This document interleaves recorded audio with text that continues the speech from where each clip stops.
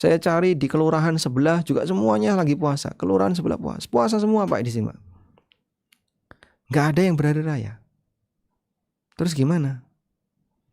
Ya Anda tidak memungkinkan untuk sholat id karena nggak ada jamaah. Maka bisa Anda tunda besok.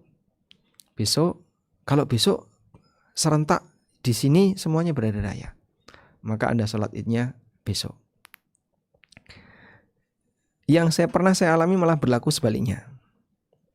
Jadi di kampung kami mayoritas seperti yang kita tahu ya, dua ormas besar ini kan paling menentukan berkaitan dengan kapan hari raya dan kapan berpuasa di negara kita. Ternyata saya dari Jawa Timur ya. Pertama untuk ormas A, hari rayanya ditetapkan di anggaplah hari Senin waktu itu, hari Senin. Nah, malam